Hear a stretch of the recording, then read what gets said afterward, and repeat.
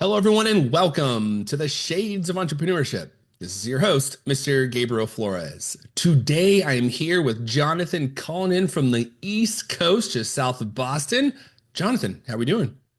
I'm doing wonderful. Spring is breaking here, just in the Boston area, and actually, I'm heading out on a family vacation in Mexico later this week, so I'm feeling good. Man, John is ready to get himself a tan, get out there and enjoy some tacos. And what part of Mexico are you going to? Playa del Carmen. Oh, solid. Yeah, I was actually not today. I think we went there for the honeymoon, actually. We're out there. In fact, my youngest daughter, so folks listening, my youngest daughter's name is Itzel, and I believe they have the Temple of Itzel out there in Playa del Carmen. So you might want to, if you get super bored, and check out some temples. But enough about all that crazy stuff. Jonathan, go ahead and introduce yourself. Who is Jonathan? Wow. All right. Well, there's a lot of layers here, but so Jonathan, me, that's me. So I am a father and a husband. I have a 3.5-year-old boy, and I'm Chase. We got one more on the way coming in late August. So very, very excited for that. I am an adventurer. My background is in high altitude mountaineering and adventure filmmaking and just some crazy endurance outdoor sports kind of all around the world. And video production was at the root of all of that. A lifelong kind of entrepreneur and creator, all the way from the lemonade stands with my older brother Chris to the car wash businesses to the door-to-door sales in our neighborhood. Like it's just always been in my blood, and have tried a million different things through the years. The one that has really stuck and taken off recently is in 2018. Chris and I, my older brother, we started a software company called Trainual, and that has been scaling exponentially, and we're doing super well. We've got about a 140 person team. HQ is based out in the Phoenix, Arizona, and we've got team members all over the country and serve about 10,000 small businesses. And then we're going to get into that in a bit. And then the other side of my world is just all sorts of arts and creativity. And I've got a band and write music and record. And yeah, so there's a lot of different things we can dig into. Oh my goodness. Jonathan sounds like he absolutely has no free time because with again, folks, I got a 5-year-old and a 2-year-old. So, Jonathan, I know what you're about to step into, my friend. You are stepping into absolute chaos, in addition to having the extracurricular activities. But so, congratulations to you on your upcoming child in the August. Hey, and by the way, August 19th, I hear is a great birthday. Just throwing it out there. If it happens to land on that day, Gabriel, if it's a boy, it might be a good name. Just throwing that out there, Jonathan. All Now, right, noted. I love it. Now, Jonathan, before we get into Trainual, because you mentioned you've kind of started your entrepreneurial journey before this. So let's talk about first, let's talk about your first iteration in entrepreneurship, and then we'll kind of gradually get into what you're currently doing. The first thing was, like I mentioned, it was the lemonade stands, or it was the landscaping, just like going to my neighbors and seeing who needed leaves cleaned up, or mulches, or I mean beds mulched and cut and everything, and lawns mowed and like that was how I made money when I was too young to actually get a job. And it just made sense. It was like, all right, if I want to buy the things I want to buy, like allowance was never big in my house. My parents always like taught you have to go out and work for it. This is not just like we're going to give you money for doing things that you should be expected to do. As like it's kind of when you talk about like there's baseline expectations of your salary as an employee, and you're just supposed to do those things, right? And that's kind of how it felt as a kid. And so there were things that my brother and I had to get creative with, and get out there and learn how to make money elsewhere to buy the new CD or shoes, or whatever else that we might have our eye on. And that culminated in high school. Actually, Chris got involved with the local cable access studio, and he started taking cameras out, and then we both started playing with the cameras and making, stupid home video montages, and painted a wall in our basement like a lime green to do all sorts of Brady Bunch kind of green screens, and learned how to edit and all that. And then that ended up being a 10-year video production company where we were filming all of like the local state cheerleading competitions and dance competitions and all these like amateur sporting events, and just grew an event video company where we'd go and just film the live events and sell initially the VHS tapes that we'd kind of duplicate in our basement. And then there was the on-site production of DVDs, and then it led to the on-site HD, flash drives that we'd give away, and then the downloads. And then in 2012 exited that business because these things were getting very popular, and all the parents in the stands were doing that with their iPods and iPhones instead of buying the videos. We saw the writing on the wall there. So Chris and I kind of went our separate ways at that point, and he took what we learned from that video company in terms of like organization and systemization and how we would have four different events happening in the same weekend for US figure skating in four different states, and how we had to systemize and train all the different people to come and show up and operate, with the same standards at the at the sales table, and wearing all the brand gear and running the camera the same way, et cetera, right? Like systemizing like a franchise. And he went and started consulting businesses on doing just that, and had a consulting company. Me, I kind of like gravitated more towards the media side of things of what we were doing. And so my next step was moving into media production. And I actually went down to South America on a 4.5 month journey to climb and volunteer and film a feature length adventure film.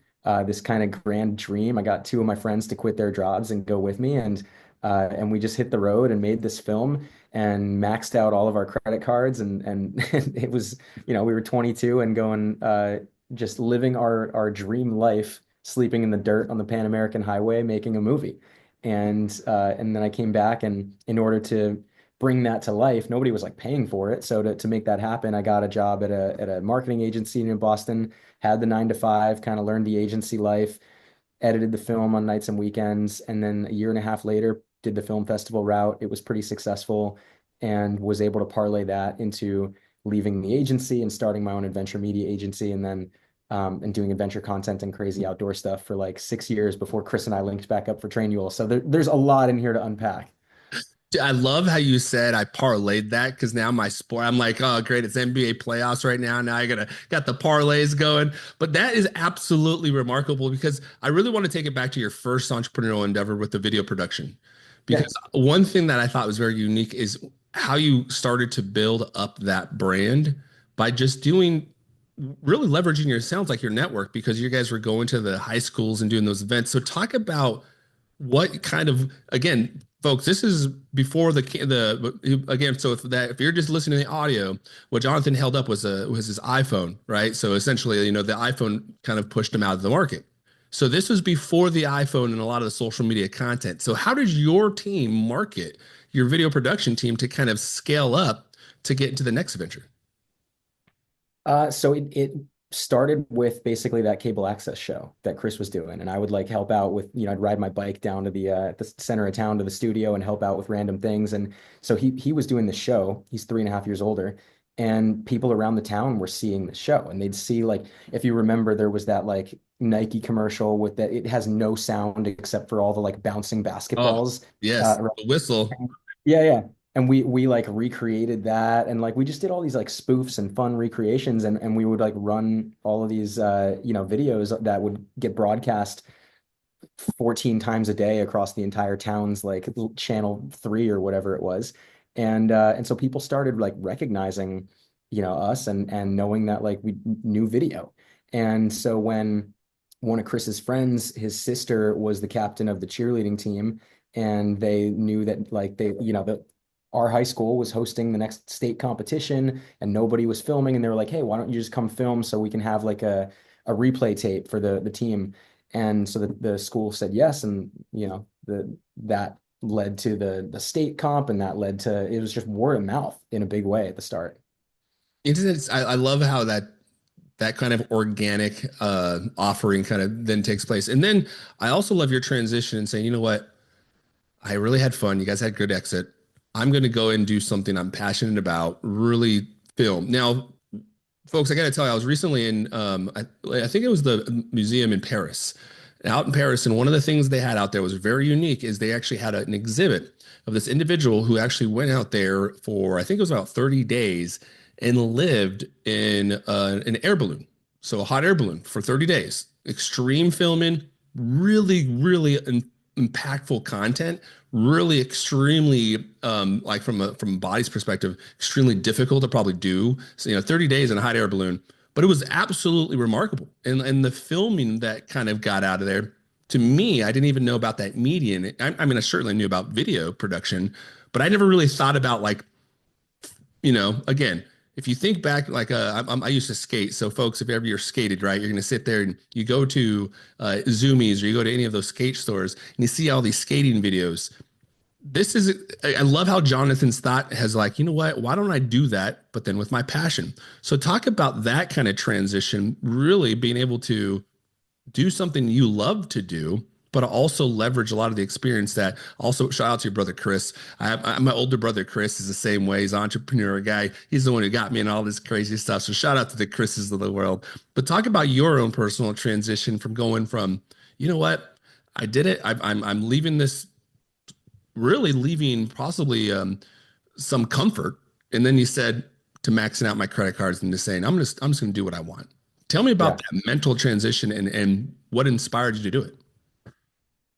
So let's see. I was a junior in college, and in my advertising class, I studied marketing. And in that class, I had to kind of just like review a campaign that was active, that was live, that was socially, culturally relevant, and kind of break it down. And I started looking into, do you remember the man your man could smell like? It Oh was man, I'm gonna the have to look back on that one. so it was the Old Spice campaign when they went with Wyden and Kennedy to like rebrand and kind of Oh yes, oh try of to course, yes. right. And it Now, was like yeah, like the trying most to make interesting man in history. Yes, oh yeah, it was trying to bring Old Spice to like new consumers and not just be your grandfather's deodorant. And so they got Isaiah Mustafa to be the man your man could smell like. It was the like, look at your man now, back at me now, like I'm on a yes, horse, yep. right? It was that campaign. As I'm researching that, I'm on the Old Spice website and I realize they have this PR stunt. It's called like the Adventure Internship. And I look at it and they've got this new line of deodorants coming out, their fresh collection. And in it was Fiji and Matterhorn.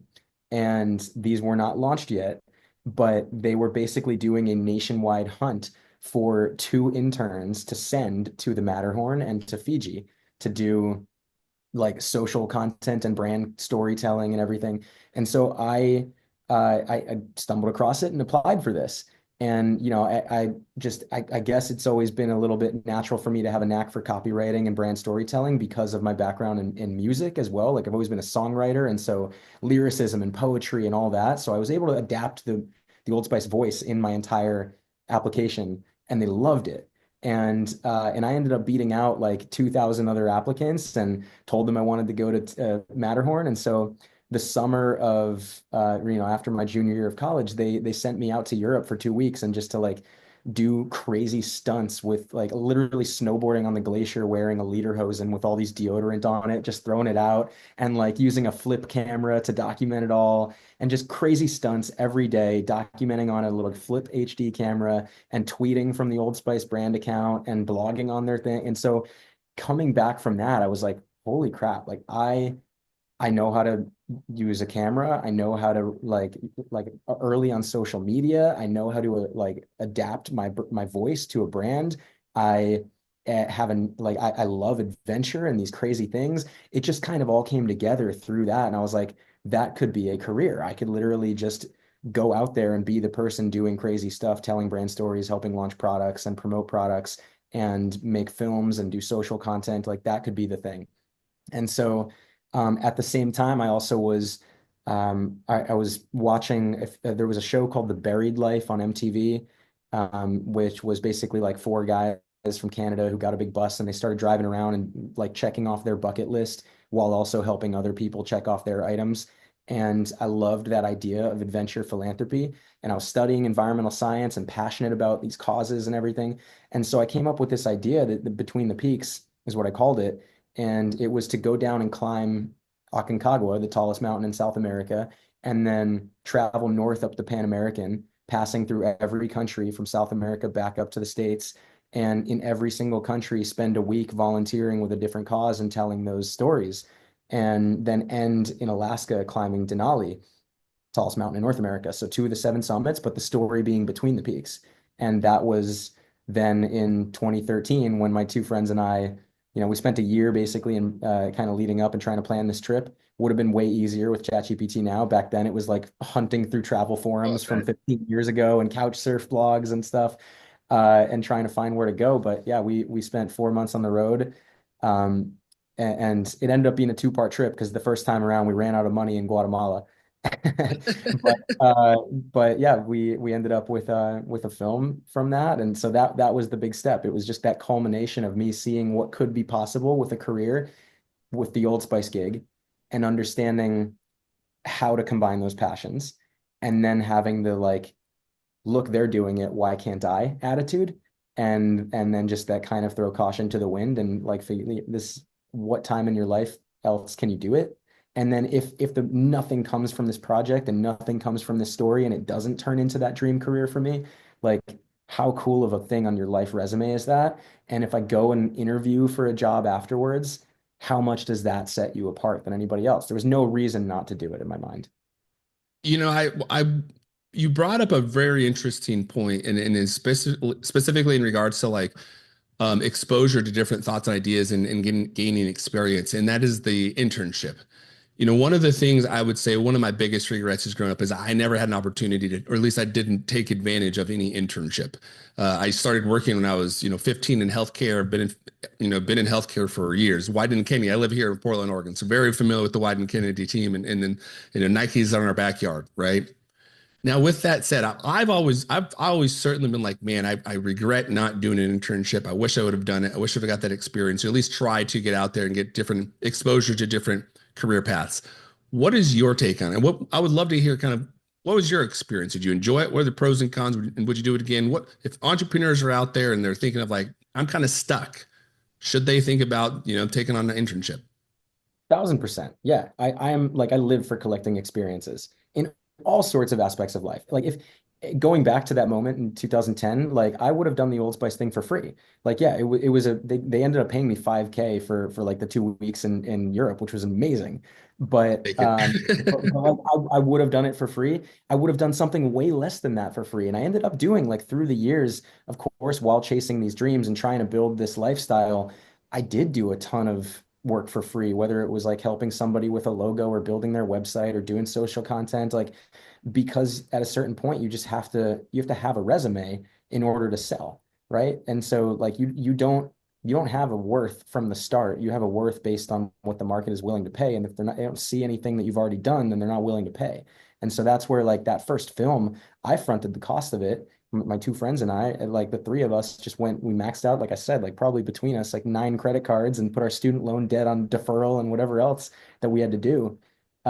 Because I believed in what would come later, not because I was looking for any kind of payday from that trip or that film. I've been taking a kind of an interesting path and very similar unintentionally. I started this podcast back in 2020, really to focus on, the local Oregon community, this the Pacific Northwest, just because we were getting decimated during the pandemic, right? And at that time, I was going to Syracuse. I was actually telling Jonathan I was attending Syracuse up north in New York, and then pandemic hit, so everything went virtual.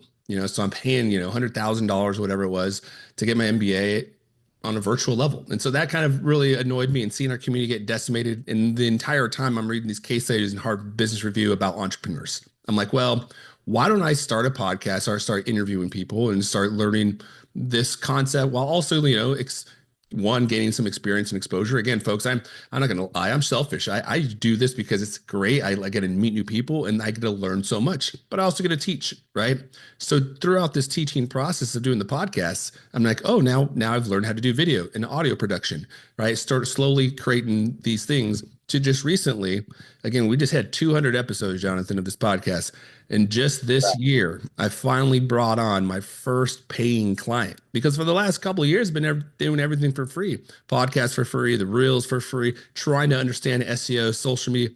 But now that I finally have the the experience, right, of knowing what I can do, I feel comfortable enough to charge somebody just a little bit to see if it's feasible. But to Jonathan's point, it was 3 years of free, right? But because again, it's like you're kind of gaining that experience and exposure and understanding what works, what doesn't work. So if you look at the beginning, check out the shadesofv.com. Please subscribe, folks. But if you look at the earlier content of on my social, I'm not afraid to say it. It's crap. It's horrible. But I learned so much. And if you start to look at it now, I hope it's gotten so much better, right? And because again, you're learning, you're getting experience, you're getting exposure. It's just actually getting outside of your comfort zone. You really truly have to, right? I mean, I would assume an internship is very much the same. I love that story. First off, congrats on 200 episodes. That's serious commitment. I Thanks had there. a podcast that got to 104 episodes or something like that. And it's been on hiatus for a bit, but like I know the grind that it takes to put up those kinds of numbers and to work that consistently for it. So well done. The thing I will say is I think a lot of people they they go wrong in two different ways in entrepreneurship. And one is that they're not willing to have the patience to get to year three like you, where you do get that first sponsor and all of a sudden things start to steamroll and then there's the growth after that, right? So they might give up too early. And one thing I'll say about that is when I was starting to learn how to surf, a friend of mine gave me a short board and I went down to the beach in Narragansett, Rhode Island. I'm the only one out there until this other kid paddles out. He's like 12 years old. And I'm sitting there trying to learn. I'm just tanking on every wave and he's catching everyone. And so I paddle up to him and I'm like, hey, what am I doing wrong?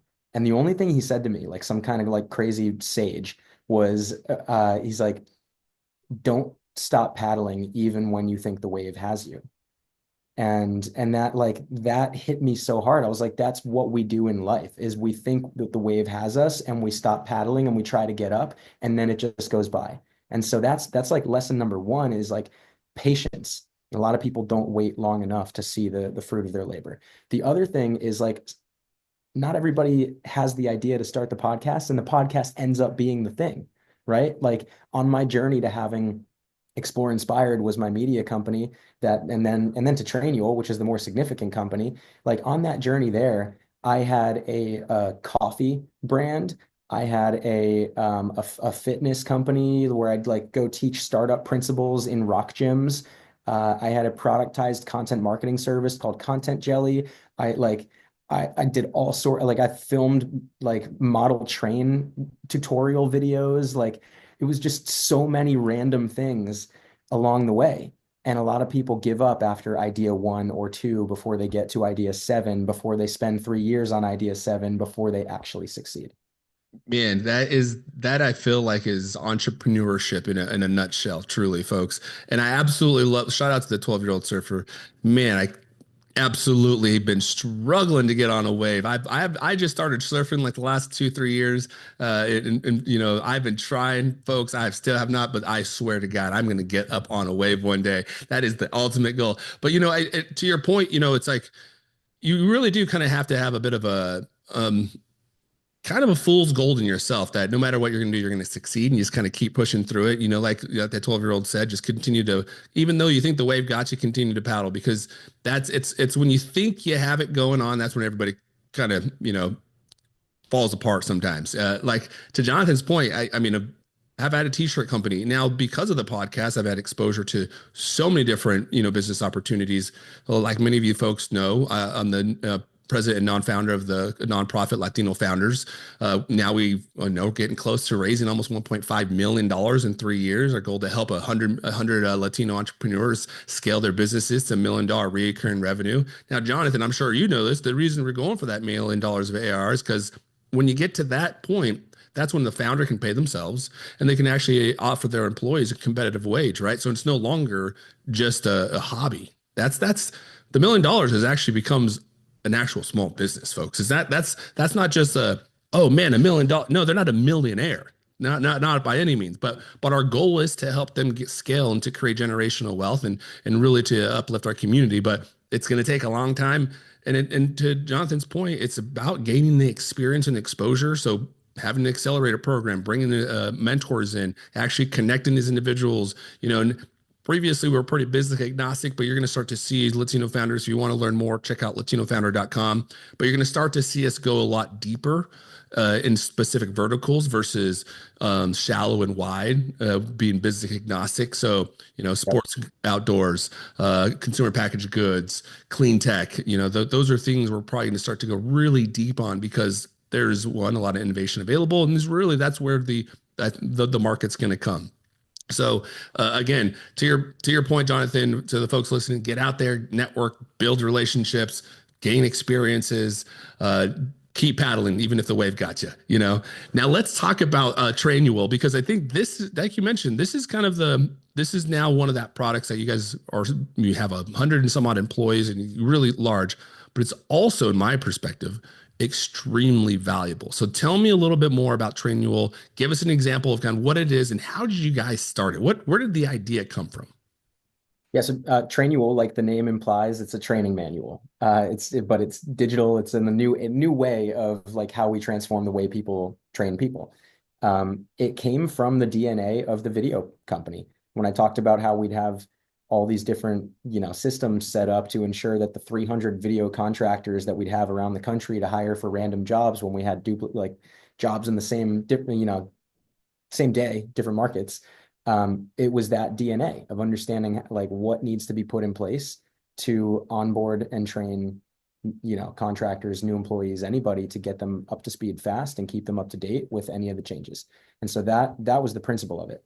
And this was actually built inside of my brother's consulting company when that's what he was focused on, was like operations and process and all of that. And he was helping small businesses with that. And so inside of that company, he built this beta app called Trainual. And that was like late 2014, maybe 2015. And it just kind of lived in the background for a little bit. It was a very basic thing to like help structure SOPs and build out, some onboarding materials. And it was just for his clients.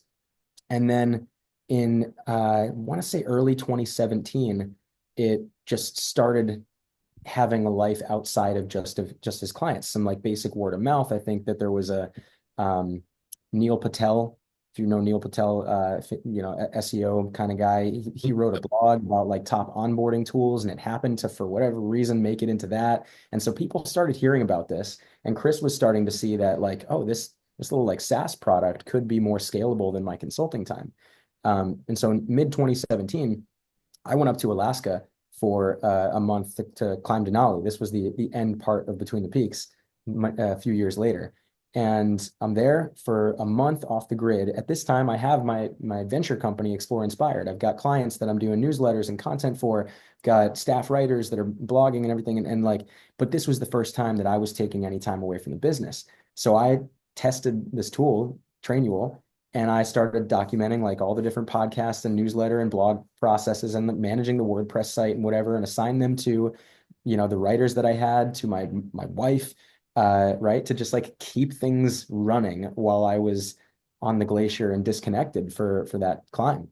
And it was such an aha moment for me because my entire life, maybe you know this too, as the kid brother, I was the one that got everything delegated to me. Oh yeah. Yep. I did not Still master to this delegation. day. I did not Still to master this day. delegation. I was the one that like I was priding myself on the fact that I could just take it all on and figure it all out. But this experience was the first time that I had that real aha of like, wow, I can just replicate the way that I do things and offload that, and it still goes, and it still works, and the work got done, and I did my thing. And so I came back, and uh, my brother and I were just, hanging out that summer, and he's talking about feeling like he wants to maybe take that step into software and transition out of the consulting space. And I was a little bit burnt out on the expedition life after coming back from Alaska, and was like, I'll help you get this thing off the ground.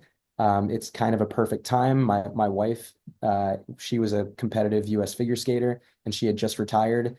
And so we just, packed up our life and built a bed in the back of my Jeep and drove from Boston to Arizona where he lived, and spent a few months out there just like filming all the content, building the brand, building the website, some funnels, setting up the affiliate program, like all the things just to get this going. And it was the first time in like 6 or 7 years that we had teamed up to work on a project together again. And it was just magic. It felt right. We were both having so much fun. And so I totally did not intend to be involved with Trainual for like long term. I was doing my thing in the adventure world. But I just had such a blast teaming up on this that for the next year and a half, I kind of had both things going at the same time.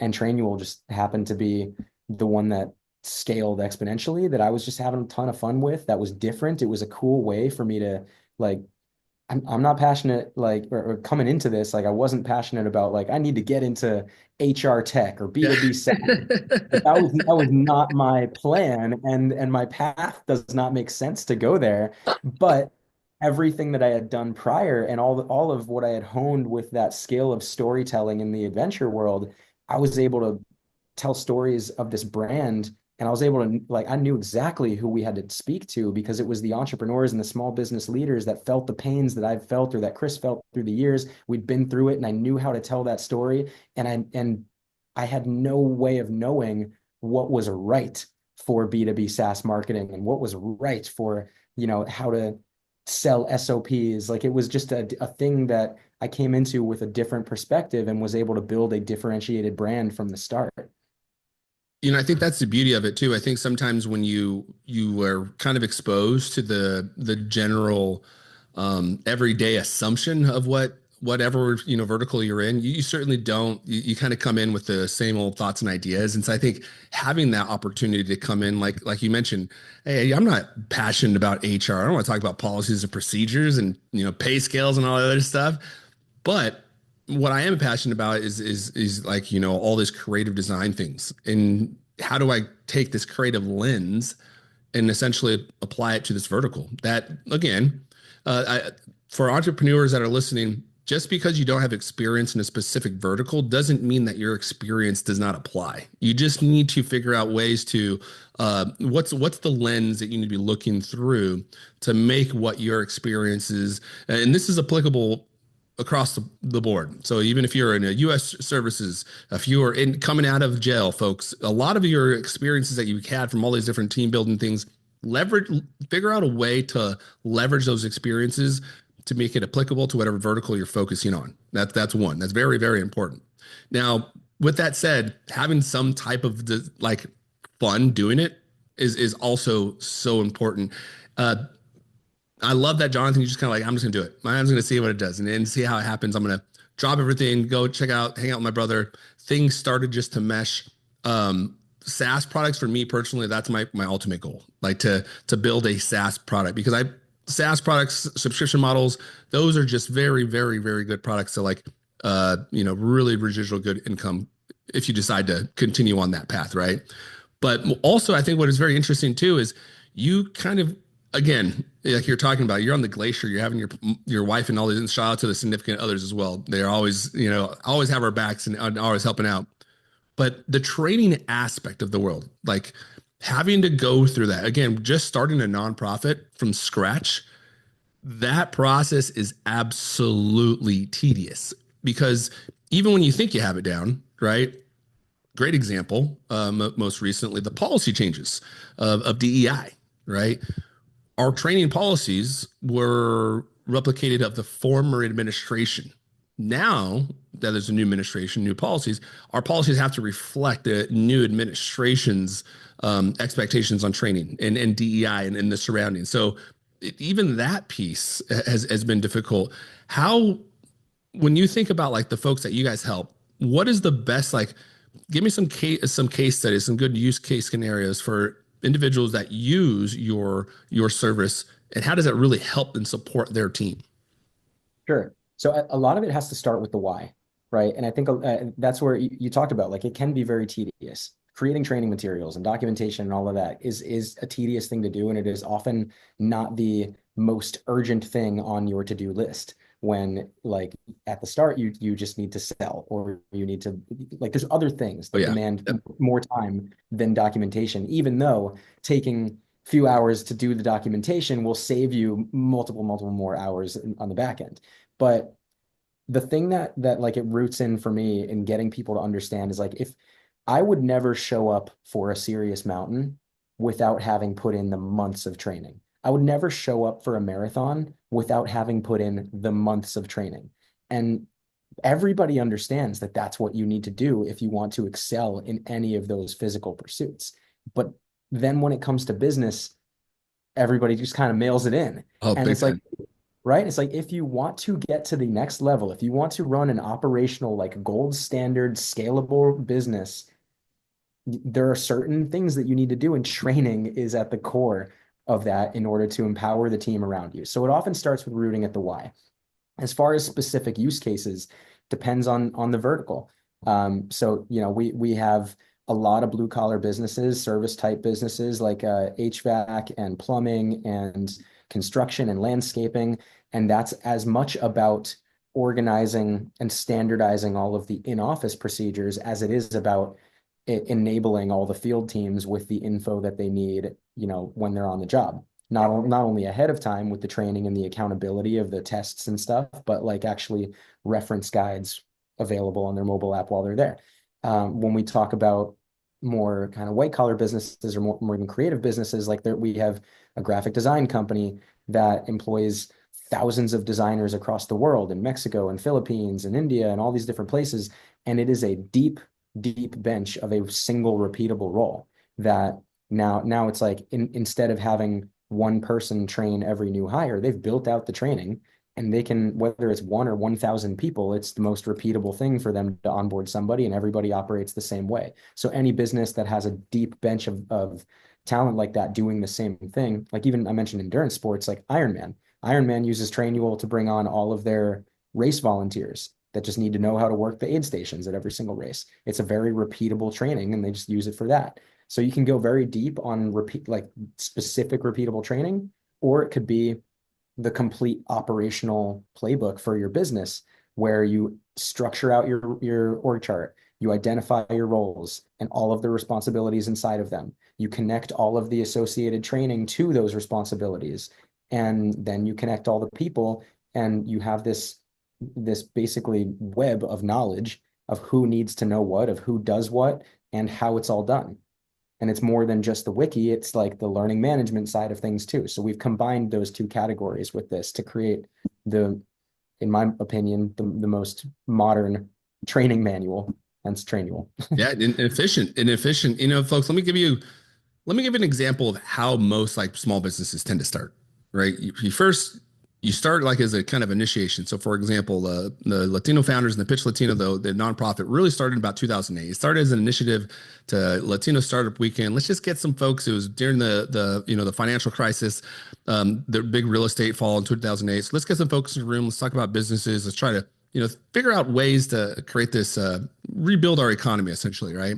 And create generational wealth. Now, with that said, as we began to grow, all of a sudden we had the 2012 financial crisis again, and then we had the pandemic. So after the pandemic, coming out of the pandemic, 2020, Edgar Navas and Juan Peraza, the other two co-founders, again, this is their initiative. I kind of jump on their coattails here, but they kind of brought me on in 2021. They're like, hey, we've been doing this. I was like, well, what are you guys trying to do? Like, what do you guys want to do? Like, well, we've been doing this pitch competition for some time, Pitch Latino, and we're trying to, build it out. I'm like, well, why don't we create, an active 501c3? So in about 2022, we created a 501c3. So now we have the 501c3 going, right? And then we're like, well, we need a board. So now we have 8 board members. Okay, now I need to hire somebody, right? And I need to raise money, but at the same time, I need to raise money. I need to market. I need to put on these events and start all these things start to happening, right? Next thing I know, we have a board of 8. We have a Pitch Latino event, which we now have trademarked. We have one of those every quarter. We have a business accelerator program that had 43 businesses. I now have an executive director I hired and a community manager I hired. And I'm like, holy shit. I have no policies. I have no like onboarding. I'm way outside of, I'm way over ahead of their skis right now. Right. So we have like really had to let me take a step back and go through and start, drafting up our policies. What does when we created the board, we certainly have like the board outline, right? And your policies for the board, but now since we have an employee, now we have to have an employee handbook and we have to have an onboarding process. And how do we fire this? How does the vacation work? How do we pay this? Like all of these little things that is almost like you start to, as small, and it happens with small businesses all the time. We tend to address them as they pop up, right? Yep.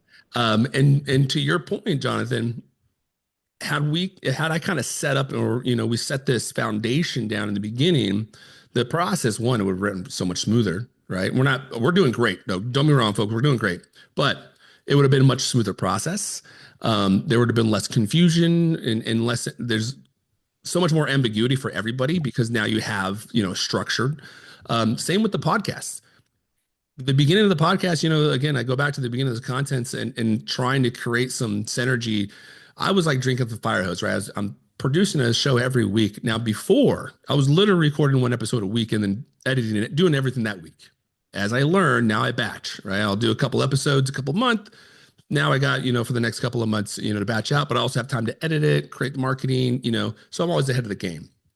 But it's that policy, that creating that structure around editing the audio, the video, the marketing. And then once I got that narrowed down, everything became so much easier for the podcast. Like the scheduling, the releasing of the episodes, reaching out to clients. I just went through this automation piece right now as well. So I'm trying to even get better and more automated. But it's all those little things. Like if you have structure in the beginning, it makes it so much easier. But if you don't, Jonathan has a software product for you to use to get you back onto that base level. Because again, once you have that checked off your box, now you can focus on back to the funnel, right? Now you can go back to the funnel. You can create the awareness evaluation, right? Get them to purchase. And now you have a loyal client. That's what you should be focusing on instead of HR policies and procedures, vacation thing like that sucks. It's time's consuming. It bogs you down. It's tough. It's always a reactive thing. That is just Very much so. that is the fact of life, Yep. right? Like I often equate it to like procrastinating doing the dishes, right? You're letting it pile up in the sink because you have more forks, and you're like, that's fine. I've got Yep. my fork. When you go to that drawer and you've got no forks, you're like, ah, damn it. All right, I'll do the dishes. And that's how it feels to like hit that moment where you're like, all right, I need to document process. I need to structure this out for the business. I need to have onboarding. I need to have training. That is just like the nature of the moment everybody hits. What you described though is basically the evolution of complexity in a business. And so at the start, it is okay that it's not the most urgent thing, right? When you just need to figure out what is the idea. Well, like you do it before you document it. You have to do a bunch of different things before you figure out what is the right way to do the thing. And then also when it's just a few of you on the team, everybody kind of knows what's going on, or everybody has their own responsibility, and you don't need to get in each other's swim lane that much. And so it's not necessary at the start, right? And as you start to proactively think about it, if you're the rare person that does, at that early stage of a company, it's okay to like use ChatGPT and build out some things and throw it into Google Docs. And it's just like you're starting.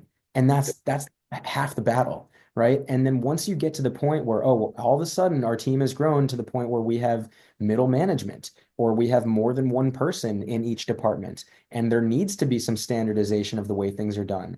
And there needs to be some solve for the Nilo or the knowledge silos that happen, or somebody left and they did this and nobody else knows how to do this, and now I have to get sucked back into the work and figure it out because they didn't document anything, and now it costs me 20 to 30% of their salary just to like rehire and retrain somebody because I didn't prevent the turnover, because I didn't arm them with the process. Like that's what you're solving for when you get to that stage of a business. Oh man, we're going through that right now. Again, folks, you guys know I work in healthcare, but standard definitions of data is a very difficult thing sometimes, which is like Yeah. it shouldn't be that difficult to standardize a definition of a data point, but you'd be surprised how difficult it can be, even in the healthcare world, because data will give you what you want, it'll never get you what you need, and you can interpret it 120 different ways. And so, it's making sure that it is defined very early on. And Jonathan, I'm very much, I love what you're preaching, because I'm very much a forward thinker. We're going to be actually doing a strategic plan here in June to bring our entire team in, say, okay, what's the 5-year strategic plan? So we're all marching to beat the Jones. But to Jonathan's point, when we created the board, we're very strategic. I identified a lawyer, identified somebody for the marketing and sales, somebody to do the philanthropy work. Somebody, again, look at areas of need that we needed and bring in somebody for that. If I needed marketing communication, folks, I'm going to target somebody that was marketing communication.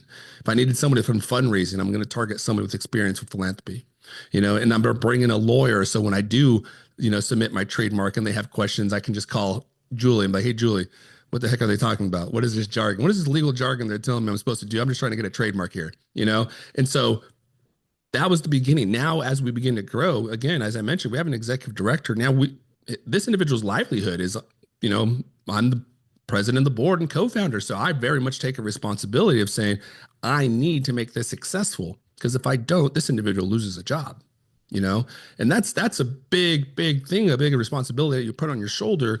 I'm not getting paid, right? I'm a board member and co-founder. So it's a nonprofit, but we do have an employee, and we have two. now, right? So now, as we continue to grow, these policies are going to be more important and extremely more valuable because they are going to make things easier as we continue to grow. Because eventually, we do hopefully scale nationally. I mean, again, folks, as I mentioned, Seattle. We had Seattle, Pitch Latino Seattle coming up. So check out latinofounder.com. We got Pitch Latino Southern Oregon. We got Pitch Latino Portland. We just did Tri Cities. I'm not saying anything yet, but I do believe we got some things in the work, and they're going to be a little bit more south of Oregon, a little bit more sunnier. In fact, we might even have one location where Jonathan's going to be going here next year. I'm not going to spoil any of the beans, but we are definitely grinding at Latino Founders. Now, Jonathan, before we go, I'd love to hear who is, as we you got your business, who is your typical client? What kind of problems, if you're an entrepreneur is dealing with this problem, and the reason they should call you. What kind of problems are they dealing with?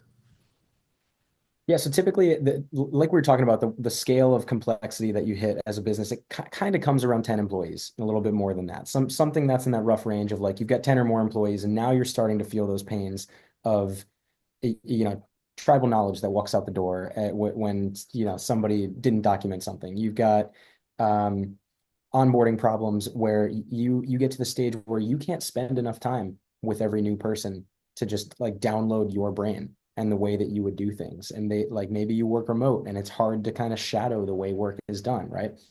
And so a lot of people don't realize another effect of effective documentation is a people first culture. Because right, like you get to a point like at the early days of Trainual, I could spend the time with every single person, but now at the stage that we're at, like every new employee, like I don't have that much time, and so I don't have to meet them for a 30-minute Zoom in their first week to talk about how to run a Facebook ads. I can meet with them to talk about like who they are as a person and what's motivating them in their life and what's motivating them in their career and what obstacles I can help unblock and what people they should meet in the company. And it's like it's a way better conversation because they have the info they need to start. Other problems are, it's just you have high turnover. You have, like I talked about, a deep, bench of just repeatable roles. You have issues with change management and needing, shifting roles and responsibilities and need some clarity and kind of swim lanes and who does what. And just you need to standardize a repeatable way to scale certain systems in your business. So it's as much about operational efficiency and organization as it is about standardized, scalable training. And I one thing I'm realizing that I think maybe this is something you guys could use as well as you're essentially protecting the culture.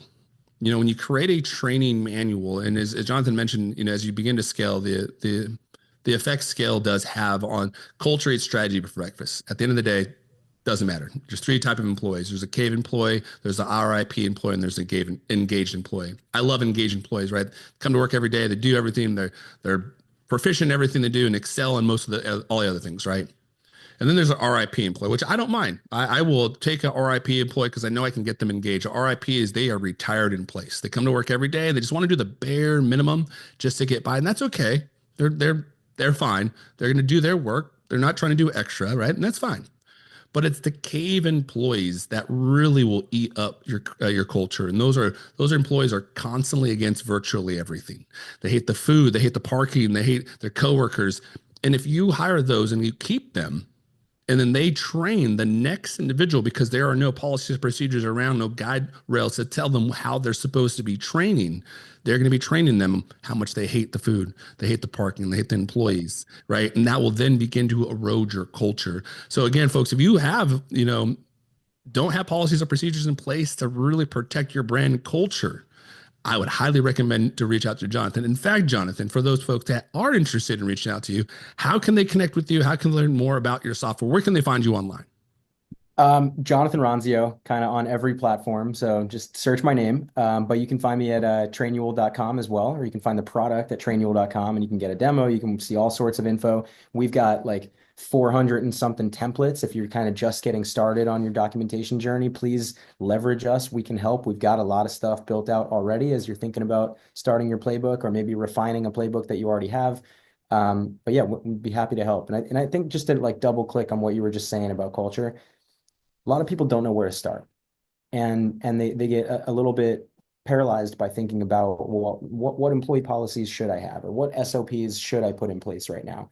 And when you think about documenting anything for your company, the first and most impactful thing is, what is your story? What is your founding story? And what are your culture? Like, what is your core values? What is your mission, your vision? Like, those are the things to start, right?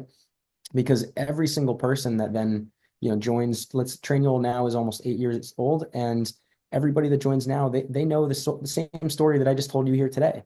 That's like the first day they understand the whole background of how this started and where it came from and what Chris and I did at the beginning and the different fun campaigns that built the brand. And they understand our core values that are on the wall, even if they work from Portland when they're not in Phoenix, right? Like, that's where you start if you want to establish people first culture. So, but yeah, happy to help. Please reach out, Jonathan Ronzio, on any platform, and trainual.com.